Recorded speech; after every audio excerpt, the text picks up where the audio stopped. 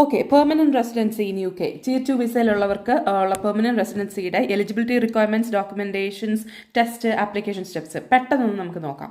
So എൻ്റെ പേര് രേഷ്മ, ഞാൻ UK ഒരു നേഴ്സാണ്. So basically indefinite leave to remain, നമ്മുടെ സെറ്റിൽഡ് സ്റ്റാറ്റസ് കിട്ടാനുള്ള നമുക്ക് 5 ഇയേഴ്സ് കഴിഞ്ഞ് കഴിഞ്ഞാൽ ടൈം ലിമിറ്റ് ഇല്ലാതെ UK നമുക്ക് നിൽക്കാനുള്ള പെർമിഷൻ കിട്ടേണ്ട ഒരു സ്റ്റെപ്പാണ് ILR എന്ന് പറയുന്നത്. അറ്റ് ദ മൊമെന്റ് 5 ഇയേഴ്സ് ആണ് നമുക്ക് അതിൽ വേണ്ടത്. അതിൽ ഈച്ച് 12 മന്ത്സിൽ, അതായത് നിങ്ങളിപ്പോൾ ഈ സെപ്റ്റംബറിലാണ് സേ ഫോർ എക്സാമ്പിൾ നിങ്ങൾക്ക് 5 ഇയേഴ്സ് ആവുന്നതെങ്കിൽ, കംപ്ലീറ്റ് ആവുന്നതെങ്കിൽ, ആ സെപ്റ്റംബർ മുതൽ കഴിഞ്ഞ സെപ്റ്റംബർ വരെ ഉള്ളതാണ് ആ ഒരു 12 മന്ത് നമ്മൾ നോക്കുന്നത്. അതായത് 12 മന്ത് റോളിംഗ് ബേസിസിലാണ് നോക്കുന്നത്. ആ 12 മന്ത്സിൽ നിങ്ങൾ 180 ഡേയ്സിൽ കൂടുതൽ ആ സമയത്തിനുള്ളിൽ, ഈവൻ അറ്റ് എ മൊമെന്റ് അല്ലെങ്കിൽ പോലും പല തവണകളായിട്ടാണെങ്കിലും 180 ഡേയ്സിൽ കൂടുതൽ നമ്മൾ പുറത്ത് UK പുറത്താവാൻ പാടില്ല. പിന്നെ സ്കിൽഡ് വർക്കർ സ്റ്റാറ്റസ് എന്ന് പറയുമ്പോൾ നമ്മുടെ വാലിഡ് വിസ, നമ്മൾ ഈ ക്വാളിഫയിങ് പീരീഡ് ഇപ്പോൾ ഈ 5 ഇയേഴ്സിൽ ഫുള്ളും നമുക്കൊരു വാലിഡ് വിസ ഉണ്ടായിരിക്കണം. പിന്നെ നമ്മൾ ശരിക്കും ചെയ്യേണ്ടതെന്ന് വെച്ചാൽ നമ്മൾ ഡീറ്റെയിൽഡ് ആയിട്ടുള്ള റെക്കോർഡ്സ്, എവിടെയൊക്കെ പോയിട്ടുണ്ട് എന്നുള്ള ട്രാവൽ റെക്കോർഡ്സ്, ഡേറ്റ്സും എല്ലാം തന്നെ നമ്മൾ സൂക്ഷിക്കേണ്ട ആവശ്യമുണ്ട്. പിന്നെ ഇതെല്ലാം കാൽക്കുലേറ്റ് ചെയ്യുക. നമ്മൾ ബേസിക്കലി ആ 12 മന്ത് പീരീഡിൽ സേ ഫോർ എക്സാമ്പിൾ ഇപ്പോൾ നിങ്ങളൊരു 140 ഡേയ്സ് ആണ് ഒരു ട്രിപ്പിൽ പോയിട്ട് വന്നതെന്ന് വിചാരിച്ചോ. ആ സെയിം ഇയറിൽ തന്നെ നിങ്ങളൊരു വീണ്ടും ഒരു 40 ഡേയ്സോ അല്ലെങ്കിൽ 2 തവണയായിട്ട് 20 ഡേയ്സ് പോയാൽ മതി. നമ്മൾ ഈ 180 ഡേയ്സ് എന്നുള്ളത് അതിൽ വരികയാണ്. അപ്പോൾ ആ ഒരു keep track of all this records, നിങ്ങൾ എവിടേക്ക് പോയി, എന്നൊക്കെ പോയി എന്നൊക്കെ ഉള്ള കാര്യങ്ങളൊക്കെ കീപ് ട്രാക്ക് ഓഫ് ഇറ്റ്. പിന്നെ ഡോക്യുമെൻറ്റ്സ് അറേഞ്ച് ചെയ്യുക. എന്തൊക്കെ ഡോക്യുമെൻറ്റ്സ് ആണെന്നുള്ളത് ഞാൻ നെക്സ്റ്റ് സ്ലൈഡിൽ പറയും. So apply on time. So basically നമുക്ക് PR അപ്ലൈ ചെയ്യാൻ പറ്റുന്നത് നമുക്കിപ്പോൾ 5 ഇയേഴ്സ് ആവുന്നതിന് 28 ഡേയ്സ് വർക്കിംഗ് ഡേയ്സിന് മുന്നേ ആണ്, നോട്ട് വർക്കിംഗ് ഡേയ്സ്, 28 ഡേയ്സിന് മുന്നേ ആണ് നമുക്ക് സ്റ്റാർട്ട് ചെയ്യാൻ പറ്റുന്നത്, ആപ്ലിക്കേഷൻ സ്റ്റാർട്ട് ചെയ്യാൻ പറ്റുന്നത്. സോ നമുക്കിനി എന്തൊക്കെ ഡോക്യുമെൻറ്റ്സ് ആണ് വേണ്ടത് നോക്കാം. So first of all current and previous passports. So ശരിക്കും നമ്മുടെ ഇപ്പോൾ ഈവൻ ഒരു പാസ്പോർട്ട് നമുക്ക് ഇതിന് വന്ന് ഇവിടെ 5 ഇയേഴ്സിനുള്ളിൽ ഒരു പാസ്പോർട്ട് എക്സ്പയർ ആയിപ്പോയി, ആ പാസ്പോർട്ടിലാണ് നിങ്ങൾ ഫസ്റ്റ് വന്നതെങ്കിൽ ആ ഒരു പാസ്പോർട്ടിൻ്റെ നമ്മൾ ട്രാവൽ ചെയ്ത ആ പേജസ് ഒക്കെ നമുക്ക് വേണ്ടതായിട്ടുണ്ട്, അതിൻ്റെ കോപ്പി വേണ്ടതായിട്ടുണ്ട്. സോ അത് സൂക്ഷിച്ചു വെക്കുക. Current and expired documents. Okay, പിന്നെ വേറെ എന്താണെന്ന് വെച്ച് കഴിഞ്ഞാൽ BRP ആൻഡ് ഡോക്യുമെൻറ്റേഷൻസ്. സോ നമുക്ക് എക്സ്പയർ ആയി പോയ BRPs, അതിൻ്റെ നമ്മുടെ നമ്പേഴ്സ് ഡിഫറെൻ്റ് ആയിരിക്കും. പല അതിന് നമ്മൾ വിസ റിന്യൂ ചെയ്യുമ്പോൾ പുതിയതായിട്ട് കിട്ടുന്ന BRPയുടെ നമ്പർ ഡിഫറെൻ്റ് ആയിരിക്കും. സോ ആ BRPസിൻ്റെ എല്ലാം കോപ്പീസ് വേണം. പിന്നെ ഇപ്പോൾ ഈ വിസ വന്നിട്ടുണ്ട്, അപ്പോൾ BRP കഴിഞ്ഞിട്ട് നമ്മുടെ 2024 ഡിസംബർ കഴിഞ്ഞിട്ട് വരുമ്പോൾ ഈ വിസ ആയിരിക്കും. അപ്പോൾ അത് നമ്മുടെ ആ ഡോക്യുമെൻറ്റേഷനൊക്കെ കീപ്പ് ചെയ്യാം. നമുക്കത് ഷെയർ കോഡ് എടുത്ത് കൊടുക്കാൻ പറ്റുമായിരിക്കും. സോ അത് എല്ലാം നമ്മൾ കൊടുക്കേണ്ടതായിട്ടുണ്ട്. പിന്നെ വരുന്നതെന്ന് വെച്ച് കഴിഞ്ഞാൽ employment record. So basically employer letter ആണ് നമ്മൾ ഇത് പറയുന്നത്. അതായത് നമ്മുടെ HR എന്നോ അല്ലെങ്കിൽ നമ്മുടെ മാനേജറിൻ്റെ കയ്യിൽ നിന്നോ ഒരു ഫോർമാറ്റ് ഉണ്ട്. പ്രത്യേകിച്ച് ഞാനത് ഒരു എക്സാമ്പിൾ, എൻ്റെ തന്നെ എംപ്ലോയ്മെൻറ്റ് ലെറ്റർ ഞാൻ ഇതിനകത്ത് തരുന്നുണ്ട്. അപ്പോൾ അത് കാണുമ്പോൾ നിങ്ങൾക്ക് മനസ്സിലാവും. നിങ്ങൾക്ക് ആ സമയത്തൊന്ന് പോസ് ചെയ്തിട്ട് അതിനകത്ത് എന്തൊക്കെയാണ് എഴുതിയിരിക്കുന്നതെന്ന് നമുക്ക് ആ ഒരു ഫോർമാറ്റിൽ തന്നെ നമ്മുടെ മാനേജറിനെ കൊണ്ട് ലെറ്റർ മേടിച്ചാൽ മതി. പിന്നെ എന്ന് പറയുമ്പോൾ നമ്മുടെ ലാംഗ്വേജ് ടെസ്റ്റ്, അതായത് നമുക്ക് ഒരു ഇവിടെ നമ്മുടെ നമ്മളാണ് മെയിൻ ആപ്ലിക്കൻ്റ് എന്നുണ്ടെങ്കിൽ നമ്മൾ ഓൾറെഡി ഇവിടെ IELTS ഒക്കെ എഴുതി വന്നതുകൊണ്ട് നമുക്ക് അതിൻ്റെ ആവശ്യമില്ല ഈ ലാംഗ്വേജ് ടെസ്റ്റിൻ്റെ. പക്ഷേ നമ്മുടെ ഹസ്ബൻഡിനൊക്കെ അല്ലെങ്കിൽ നമ്മുടെ ഡിപ്പെൻഡൻസ് ആരാണെങ്കിലും ശരി, വൈഫ് ഓർ ഹസ്ബൻഡ്, അവർക്ക് ലാംഗ്വേജ് ടെസ്റ്റ് എബവ് 18 ഇയേഴ്സ് ഉള്ള ആർക്കാണെങ്കിലും ലാംഗ്വേജ് ടെസ്റ്റിൻ്റെ ആവശ്യമുണ്ട്. അപ്പോൾ അതും, പിന്നെ നമ്മുടെ life in UK test. Life in UK test എന്താണെന്ന് നിങ്ങൾക്ക് എല്ലാവർക്കും അറിയായിരിക്കും. ആ ലൈഫ് ഇൻ UK ടെസ്റ്റ് നമ്മൾ പാസ്സായതിൻ്റെ യൂണിക് റെഫറൻസ് നമ്പറും നമുക്ക് വേണം. പിന്നെ നമുക്ക് കുറച്ച് അല്ലാണ്ട് നമ്മുടെ ഇവിടുത്തെ ബില്ലും ബാങ്ക് സ്റ്റേറ്റ്മെൻറ്റും ഒക്കെ, നമ്മുടെ ഫൈനാൻഷ്യൽ സംഭവങ്ങൾ തെളിയിക്കാനുള്ള അതും നമ്മൾ ഇതിന് കൊടുക്കേണ്ടി വരും. സോ പാസ്പോർട്ട്, ശരിക്കും നമ്മുടെ ഇന്ത്യൻ പാസ്പോർട്ടും അതിനകത്തുള്ള ഓൾ പേജസും നമ്മുടെ ട്രാവൽ ഹിസ്റ്ററീസും എക്സ്പയർഡ് ആൻഡ് വാലിഡ് പാസ്പോർട്ട് നമ്മൾ കൊടുക്കേണ്ടി വരും. അതിൽ ട്രാവൽ നമ്മുടെ സീലടിച്ചിട്ടുള്ള പേജുകളെല്ലാം നമ്മൾ വെക്കേണ്ടി വരും. പിന്നെ ഫ്രണ്ട് പേജ്, ഇതെല്ലാം നമ്മളതിനകത്ത് കൊടുക്കേണ്ടി വരും. പിന്നെ BRPs, നമ്മുടെ പ്രീവിയസ് BRP, കറണ്ട് BRP, പിന്നെ ഈ വിസ. പിന്നെ എന്തെങ്കിലും നമ്മുടെ പാസ്പോർട്ടിൽ ട്രാവൽ നമ്മുടെ സ്റ്റിക്കറൊക്കെ നമുക്ക് പ്രിൻറ്റ് ചെയ്ത് വരുമല്ലോ, അതിൻ്റെ ഒരു കോപ്പി വെച്ചാലും കുഴപ്പം. ഞാനത് വെച്ചിട്ടുണ്ടായിരുന്നു, അതിൻ്റെ ഒരു കോപ്പി വെച്ചിട്ടുണ്ടായിരുന്നു. സോ പിന്നെ നമ്മുടെ എംപ്ലോയ്മെൻറ്റ് ലെറ്റർ. സോ ഇതാണ് എൻ്റെ എംപ്ലോയ്മെൻറ്റ് ലെറ്റർ ബേസിക്കലി. സോ നിങ്ങൾക്ക് ഇതിനകത്ത് കാണാം. അതിൽ ഞാനായിട്ട് തന്നെ എന്താണ് നമ്മുടെ വേർഡിൽ ടൈപ്പ് ചെയ്തിട്ട് നമ്മുടെ മാനേജറിനെ കൊണ്ട് ഞാൻ സൈൻ ചെയ്ത് ഞാൻ അതിൻ്റെ പേഴ്സണൽ ഡീറ്റെയിൽസ് ഒക്കെ ജസ്റ്റ് ഒന്ന് റിമൂവ് ചെയ്തിട്ടുണ്ട്. സോ ഞാൻ ഇങ്ങനെയാണ് ചെയ്തത്. നിങ്ങൾക്ക് പോസ് ചെയ്തിട്ട് ആ ഒരു എന്താണ് ഫോമാറ്റ് ശരിക്കും നിങ്ങൾ ഇതിനകത്ത് എഴുതേണ്ടത് ബേസിക്കലി എന്ന് പറയുമ്പോൾ നമ്മളെ ശരിക്കും ഇനിയും ഈ ജോബിന് ആവശ്യമുള്ളതായിട്ടുണ്ട്. നമ്മുടെ നേഴ്സസ് ആണെങ്കിൽ നേഴ്സസിൻ്റെ കോഡാണ് കേട്ടോ അവിടെ 2231 എന്നുള്ളത് ഞാൻ എഴുതിയിരിക്കുന്നത്. അപ്പോൾ നേഴ്സസ് എന്നുള്ള കോഡ്, ഈ കോഡിലാണ് ഞാൻ വർക്ക് ചെയ്യുന്നത്. എനിക്ക് ഇത്ര സാലറിയാണ് ഇവിടുന്ന് കൊടുക്കുന്നത്, ഇത്ര മണിക്കൂറാണ് ഒരു ആഴ്ചയിൽ വർക്ക് ചെയ്യുന്നത്. ഈ റിസർച്ച് ഡിപ്പാർട്ട്മെൻറ്റിൽ അല്ലെങ്കിൽ നിങ്ങൾ ആനുവൽ ലീവ് എടുത്തിട്ടുള്ള സമയം അല്ലെങ്കിൽ നിങ്ങൾക്ക് ലീവ് എടുത്തിട്ടുള്ളതെല്ലാം അത് അപ്രൂവ്ഡ് ആയിട്ടുള്ള ആനുവൽ ലീവായിട്ടോ മെറ്റേണിറ്റി ആയിട്ടോ ഒക്കെയാണ് എടുത്തിരിക്കുന്നത് എന്ന് പറഞ്ഞിട്ടൊരു ലെറ്റർ, ആ ഒരു ലെറ്റർ അവർ നമ്മുടെ മാനേജർ സൈൻ ചെയ്ത് തരണം. പിന്നെ നമുക്ക് മോസ്റ്റ് റീസെൻ്റ് ആയിട്ടുള്ള പേ സ്ലിപ്പ്, നമ്മുടെ ഏറ്റവും ലാസ്റ്റ് മന്തിൽ വരുന്ന പേ സ്ലിപ്പ് നമ്മൾ അപ്ലോഡ് ചെയ്യേണ്ടി വരും. പിന്നെ നമ്മുടെ ബാങ്ക് സ്റ്റേറ്റ്മെൻറ്റ്, ഫൈനാൻഷ്യൽ ഇത് കാണിക്കാനായിട്ട് ബാങ്ക് സ്റ്റേറ്റ്മെൻറ്റ്, ലാസ്റ്റ് എന്താണ് നമ്മുടെ ബാങ്ക് സ്റ്റേറ്റ്മെൻറ്റ്, അതിൻ്റെ നമ്മുടെ അഡ്രസ് പ്രൂഫും കൂടെ ആയിട്ടൊക്കെയാണ് അവർ നോക്കുന്നത്. ബാങ്ക് സ്റ്റേറ്റ്മെൻറ്റ് ഒരെണ്ണം ലാസ്റ്റ് കൊടുക്കേണ്ടി വരും. നമ്മൾ അതിന് വേണ്ടിയിട്ട് പ്രത്യേകിച്ച് എമൗണ്ട് അതിനകത്ത് എന്താണ് നമ്മുടെ ബാങ്കിൽ കീപ്പ് ചെയ്യണമെന്ന് അങ്ങനെയൊന്നും ഇതിനകത്ത് പറയുന്നില്ല കേട്ടോ. ബാങ്ക് സ്റ്റേറ്റ്മെൻറ്റ് കൊടുക്കാനാണ്. ഓക്കെ. പിന്നെ നമ്മൾ ഡിപ്പെൻഡൻസിന് മാരേജ് സർട്ടിഫിക്കറ്റ് കൊടുക്കേണ്ടി വരും. പിന്നെ വരുന്നത് നമ്മുടെ പിള്ളേർക്കൊക്കെ ആണെങ്കിൽ നമ്മൾ ബർത്ത് സർട്ടിഫിക്കറ്റ്, ബിക്കോസ് നമ്മുടെ അമ്മയുടെ അച്ഛൻ്റെയും പേര് അതിനകത്ത് ഉണ്ടാവും. അപ്പോൾ ബർത്ത് സർട്ടിഫിക്കറ്റ് കൊടുക്കേണ്ടി വരും. പിന്നെ ബേസിക്കലി നമ്മൾ language and life in UK test, അതിൽ ഇംഗ്ലീഷ് ലാംഗ്വേജ് റിക്വയർമെൻറ്റ് എന്ന് പറയുമ്പോൾ നമ്മുടെ അപ്രൂവ്ഡ് ആയിട്ടൊരു ഇംഗ്ലീഷ് ടെസ്റ്റ് നമ്മൾ നമ്മൾ ചെയ്തിരിക്കണം.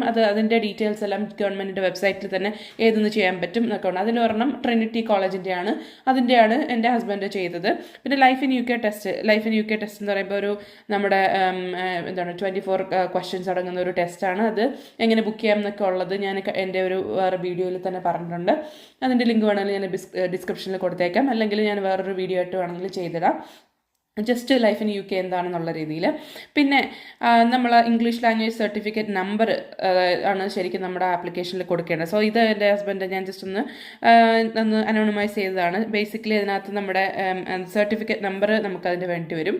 അപ്പോൾ അത് കൊടുക്കുക. അത് കഴിഞ്ഞിട്ട് ലൈഫ് ഇൻ UK ടെസ്റ്റ് കഴിയുമ്പോഴേക്കും നമുക്കൊരു ഇമെയിൽ വരും. സോ ലുക്ക് ലൈക്ക് ദിസ് ഞാൻ അതിൻ്റെ ഇമെയിൽ ജസ്റ്റ് ഒന്ന് പ്രിൻ്റ് ഔട്ട് എടുക്കുന്ന ഫോം എടുത്തിട്ട് സ്ക്രീൻഷോട്ട് എടുത്താൽ ഇതിൽ നമ്മുടെ എന്താ പറയുക, നമുക്കിവിടെ ഒരു നമ്മുടെ ഒരു യുണീക്ക് റെഫറൻസ് നമ്പർ കിട്ടും.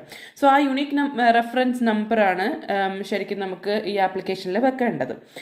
പിന്നെ വരുന്ന നമ്മുടെ ആ സ്റ്റെപ്സ് എന്തൊക്കെയാണെന്നുള്ളത്. സോ ശരിക്കും ബേസിക്കലി നമ്മൾ അക്കൗണ്ട് നമ്മുടെ ആ ഒരു gov.uk വെബ്സൈറ്റിൽ കയറുക, അക്കൗണ്ട് ക്രിയേറ്റ് ചെയ്യുക, നമ്മുടെ ഇമെയിൽ കൊടുത്തിട്ട് അക്കൗണ്ട് ക്രിയേറ്റ് ചെയ്തിട്ട് ആ ഫോം സെറ്റ് എന്ന് പറയുന്ന ആ ഒരു ഫോമിൽ നമ്മുടെ ഡീറ്റെയിൽസും എല്ലാം തന്നെ എൻ്റർ ചെയ്യുക. സോ അതിൻ്റെ ആ എന്തൊക്കെ ക്വസ്റ്റ്യൻസ് ആണ് ചോദിക്കുന്നത്, എൻ്റെ ഫോം ഞാൻ ഇതിനകത്ത് സ്ക്രീൻഷോട്ട്സ് എല്ലാം കൊടുത്തിട്ടുണ്ട്. നെക്സ്റ്റ് അതാണ് കാണിക്കുന്നത്.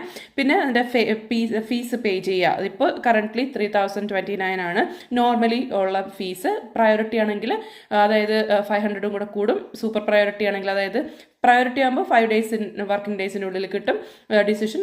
സൂപ്പർ പ്രയോറിറ്റി ആണെങ്കിൽ 1 വർക്കിംഗ് ഡേ എന്നാണ് പറയുന്നത്. സോ അതിന് 1000 പൗണ്ടും കൂടി എക്സ്ട്രാ കൊടുക്കേണ്ടി വരും. പിന്നെ ബയോമെട്രിക്സ് ബുക്ക് ചെയ്യണം. ബയോമെട്രിക്സിന് വേണ്ടിയിട്ട് അപ്പോയിൻമെൻറ്റ് എടുത്തിട്ട് നമ്മുടെ ഒരു അപ്പോയിൻമെൻറ്റ് സെൻറ്ററിൽ പോയിട്ട് നമ്മുടെ ബയോമെട്രിക്സ് സബ്മിറ്റ് ചെയ്യാം. സോ അതാണ് ആ സ്റ്റെപ്സ് എന്ന് പറയുന്നത്. സോ ആദ്യം നമ്മൾ ആപ്ലിക്കേഷൻ തുടങ്ങുമ്പോൾ ഇങ്ങനെയായിരിക്കും അതിൻ്റെ ഒരു ഇൻ്റർഫേസ് വരുന്നത്. അതിൻ്റെ ഒരു 7 സ്റ്റെപ്സാണ് വരുന്നത്.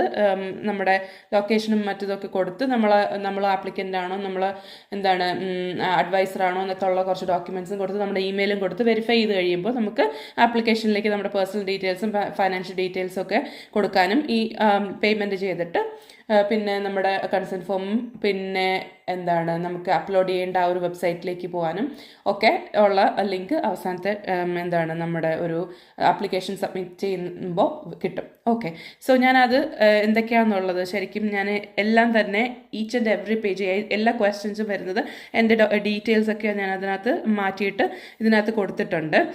സോ ബേസിക്കലി 9 പേജസാണ് ഞാൻ ഇതിനകത്തുള്ളത്. സോ നിങ്ങൾക്ക് പോസ് ചെയ്തിട്ട് ഈച്ച് ആൻഡ് എവറി പേജ് വേണമെങ്കിൽ നിങ്ങൾക്ക് അത് നോക്കിയിട്ട് ഞാൻ ഇപ്പോൾ എങ്ങനെയാണ് കൊടുത്തിട്ടുള്ളതെന്നുള്ളത് നിങ്ങൾക്കൊന്ന് റെഫർ ചെയ്ത് ചെയ്യണമെങ്കിൽ ചെയ്യാം. Okay. So basically next page ഇങ്ങനെയാണ്. സോ പോസ് ചെയ്തിട്ട് റീഡ് ചെയ്യുക, എന്നിട്ട് നിങ്ങൾക്ക് നിങ്ങളുടേതായ രീതിയിൽ കൊടുക്കുക. സോ ബേസിക്കലി ഈ പറഞ്ഞ മാതിരി നമ്മുടെ ഇതിനകത്തിപ്പോൾ പ്രത്യേകിച്ച് പറയാൻ നമ്മുടെ ഡീറ്റെയിൽസ് ഒക്കെയാണ് അവർ ചോദിക്കുന്നത്.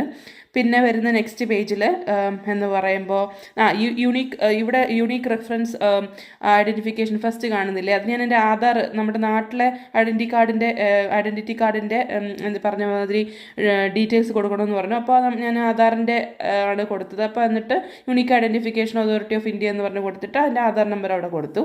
പിന്നെ നമ്മളിവിടെ താമസിക്കുന്ന എവിടെയാണെന്നൊക്കെ ഉള്ള ക്വസ്റ്റ്യൻസ് ഒക്കെ ആയിരുന്നു അത്. പിന്നെ വരുന്ന പേജിൽ എന്ന് പറയുമ്പോൾ അതായത് നമ്മുടെ എവിടെ ഇമിഗ്രേഷൻ ഹിസ്റ്ററി, എന്നാണ് ഇവിടെ വന്നത്, പിന്നെ അത് കഴിഞ്ഞിട്ട് എന്നൊക്കെ നാട്ടിൽ പോയി, അപ്പോൾ എന്തിനാണ് പോയത്, അപ്പോൾ അതിൻ്റെ റീസൺ നമ്മളവിടെ കൊടുക്കണം. സോ ഞാൻ I have gone to India for holiday to see parents. So എന്നിട്ട് ട്രാൻസിറ്റ് വിസ ദോഹ വഴി ഞാൻ കണക്ഷൻ ഫ്ലൈറ്റിലാണ് പോയെന്നൊക്കെ പറഞ്ഞിട്ട് ഞാൻ ജസ്റ്റ് ഒന്ന് അവിടെ കൊടുത്തു. എന്നിട്ട് പിന്നെ വരുന്ന ഇപ്പോൾ ഈച്ച് ആൻഡ് എവറി ടൈം നമ്മൾ ഇവിടുന്ന് ലീവ് ചെയ്യുന്നതിൻ്റെയും റീസൺസ് നമ്മളവിടെ കൊടുക്കണം എന്നുള്ളതാണ്. പിന്നെ എവിടെയാണ് പോയത്, പിന്നെ എന്താണ് മെറ്റേണിറ്റി ലീവിൽ പോയ സമയം, അത് ഞാൻ അവിടെ എഴുതിയിട്ടുണ്ടായിരുന്നു. അപ്പോൾ എപ്പോഴൊക്കെയാണ് പോയത്, എന്നൊക്കെയാണ് പോയത്, ആ ഡേറ്റ്സ് ഇൻക്ലൂഡിങ് ആ ഡേറ്റ്സ് നമ്മുടെ പാസ്പോർട്ടിൽ സീലുണ്ടാവും. ഓക്കെ, അപ്പോൾ അത് എടുത്തിട്ട് ഇവിടെ എഴുതി കൊടുക്കുക. പിന്നെ വരുന്നതെന്ന് വെച്ച് കഴിഞ്ഞാൽ അടുത്ത പേജിൽ വരുന്നത് നമ്മളെ എന്താ പറയുക, ഞാൻ പിന്നെ വേറെ ഏതൊക്കെ രാജ്യത്ത് വിസിറ്റ് ചെയ്തിട്ടുണ്ട്, അപ്പോൾ ഞാൻ ഇവിടെയൊക്കെ വെയിറ്റിൽ പോയിട്ടുണ്ടെന്നും അപ്പോൾ എന്താണ് റീസൺ എന്നുള്ള കാര്യങ്ങളൊക്കെ അവിടെ കൊടുക്കണം. അപ്പോൾ അത് കഴിഞ്ഞിട്ട് പിന്നെ വരുന്ന പേജ് നോക്കട്ടെ. നെക്സ്റ്റ് പേജ് വരുമ്പോൾ ഓക്കെ, സോ നെക്സ്റ്റ് പേജിൽ നമ്മുടെ ലൈഫ് ഇൻ UK പാസ്സായത് എന്താണ്, അതിൻ്റെ നമ്മുടെ ലൈഫ് ഇൻ UKയുടെ യൂണീക്ക് റെഫറൻസ് നമ്പർ കൊടുക്കാനുള്ളതും. അപ്പോൾ ഇതും കൊടുത്തിട്ട് നമ്മളെ അന്ന് ഞാൻ അടയ്ക്കുന്നത് നമ്മുടെ ഈ എമൗണ്ടാണ് നമുക്ക് അന്ന് PR-ന് വേണ്ടിയിട്ട് പ്രയോറിറ്റി സർവീസ് കൊടുത്തിട്ട് അടച്ചത്. എന്നിട്ട് ലാസ്റ്റ് വരുന്നത് നമ്മുടെ ഏതൊക്കെ ഡോക്യുമെൻറ്റ്സാണ് നമ്മൾ ഇതിനകത്ത് സബ്മിറ്റ് ചെയ്യേണ്ടതെന്ന് പറഞ്ഞിട്ട് വരുന്ന ആ ഒരു പേജാണ്. അപ്പോൾ എന്താ പറയുക, സോ നെക്സ്റ്റ് പേജിലേക്ക് വരട്ടെ. എന്നിട്ട് ഡിക്ലറേഷൻ. സോ ഇതിനകത്ത് നിങ്ങൾക്ക് പോസ് ചെയ്ത് റീഡ് ചെയ്യണമെങ്കിൽ റീഡ് ചെയ്യാം. സോ ടോട്ടൽ 9 പേജസ് ആണ് വരുന്നത്. സോ ബേസിക്കലി ലാസ്റ്റ് എന്താ പറയുക, നമ്മുടെ ഡിക്ലറേഷൻ കഴിയുമ്പോൾ അത് കഴിയും. എന്നിട്ട് നമ്മൾ ശരിക്കും നമ്മുടെ കൺസെൻറ്റും നമ്മുടെ കൺസെൻറ്റും പിന്നെ ബാക്കി ഡോക്യുമെൻറ്റ്സും എല്ലാം തന്നെ ഇതിനകത്ത് നിന്ന് ഡൗൺലോഡ് ചെയ്തിട്ട് നമ്മൾ ശരിക്കും വേറൊരു വെബ്സൈറ്റിനകത്താണ് അപ്ലോഡ് ചെയ്യുന്നത്. സോ ആഫ്റ്റർ സബ്മിഷൻ നമുക്ക് പിന്നെ വരുന്ന ആപ്ലിക്കേഷൻ പ്രോസസ്സിങ്ങും പിന്നെ ആപ്ലിക്കേഷൻ പ്രോസസ്സിങ് എടുക്കുന്നത് 5 to 10 വർക്കിംഗ് ഡേയ്സ് ആണ് ബേസിക്കലി നമ്മൾ പ്രയോറിറ്റി കൊടുക്കുകയാണെങ്കിൽ. അല്ലെങ്കിൽ 6 to 8 months ആണ് നോർമലി വരുന്നത്. മിക്കവാറും എല്ലാവരും തന്നെ നമ്മൾ ആ ഒരു ടൈം ഡിസിഷന് പ്രയോറിറ്റിയിൽ തന്നെയാണ് മിക്കവാറും എല്ലാവരും കൊടുക്കുക. ബിക്കോസ് അത്രയും സമയം എടുക്കുന്നത് കൊണ്ട് തന്നെ 6 months എന്ന് പറഞ്ഞാൽ പോലും ചിലപ്പോൾ 4 monthsലൊക്കെ കഴിയുമായിരിക്കും. പക്ഷേ 6 months ആണ് യൂഷ്വലി എടുക്കുക. മറ്റേ നമ്മുടെ പ്രയോറിറ്റി കൊടുക്കുമ്പോൾ 5 വർക്കിംഗ് ഡേയ്സ് ആണ് പറയുന്നത്. സൂപ്പർ പ്രയോറിറ്റി ആകുമ്പോൾ 1 വർക്കിംഗ് ഡേ. പിന്നെ നമുക്ക് നമ്മൾ ആപ്ലിക്കേഷൻ പ്രോഗ്രസ് നമുക്ക് ഓൺലൈനായിട്ട് നമുക്ക് ഇമെയിൽ ചെക്ക് ചെയ്യാൻ പറ്റും. നമ്മൾ എന്തെങ്കിലും ഇമെയിൽസ് നമുക്ക് എന്തെങ്കിലും ക്വസ്റ്റ്യൻസ് ഒക്കെ വരികയാണെങ്കിൽ പ്രോംപ്റ്റ് ആയിട്ട് തന്നെ റിപ്ലൈ കൊടുക്കുക. പിന്നെ ILR അപ്രൂവ് ആയി കഴിഞ്ഞ് കഴിഞ്ഞാൽ നമുക്ക് ആസ് യു നോ നമ്മുടെ not time limit in UK എന്നുള്ളതാണ്. നമുക്ക് ഈ വിസ അത് അപ്ഡേറ്റ് ആയിട്ട് വരും. Okay, so you can then stay permanently in UK and then you can apply for citizenship after 12 months with ILR status. Okay, so that's a brief about it. Any questions or anything comment here. I'm happy to help. So thank you so much for your time. Thank you. Bye.